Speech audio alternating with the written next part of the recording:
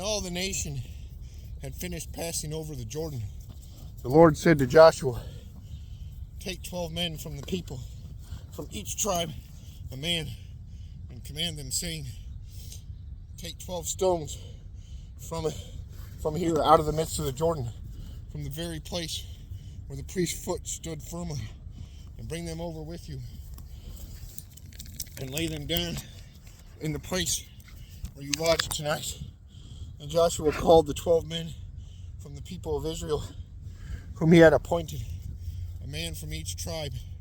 And Joshua said to them, "Pass before the ark of the Lord your God into the midst of the Jordan,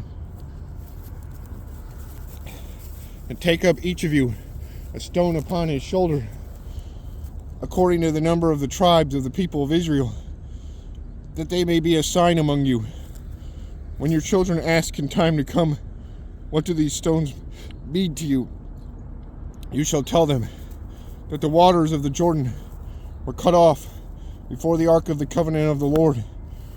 When it passed over the Jordan, the waters of the Jordan were cut off.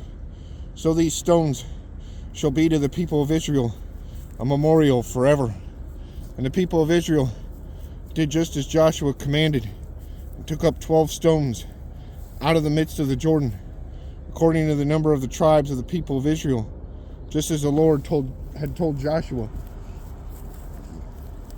And they carried them over with them to the place where they lodged, and laid them down there.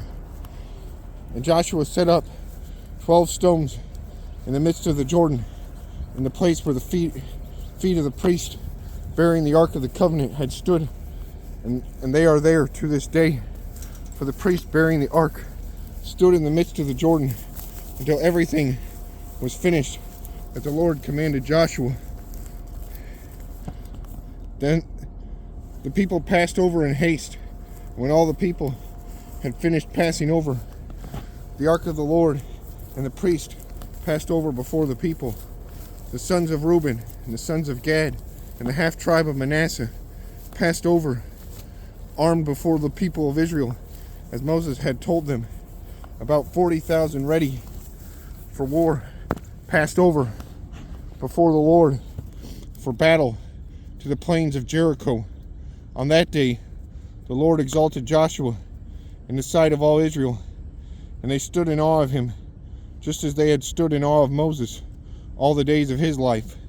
And the Lord said to Joshua, "Command the priest bearing the ark of the testimony to come up out of the Jordan." So Joshua commanded the priest, "Come up out of the Jordan." And when the priest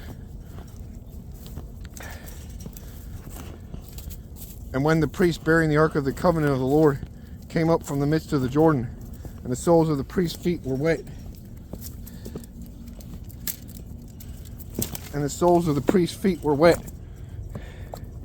feet were lifted up on dry ground, the waters of the Jordan returned to their place and overflowed all its banks as before.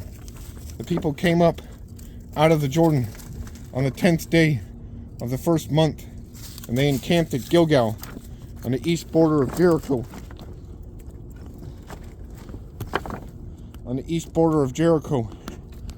And those 12 stones which they took out of the Jordan, Joshua set up at Gilgal.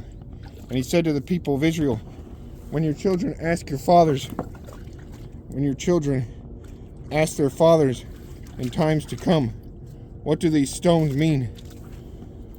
then you shall let your children know, Israel passed over this Jordan on dry ground, for the Lord your God dried up the waters of the Jordan for you until you passed over, as the Lord your God did to the Red Sea, which he dried up for us until we passed over, so that all the peoples of the earth may know that the hand of the Lord is mighty, that you may fear the Lord your God forever."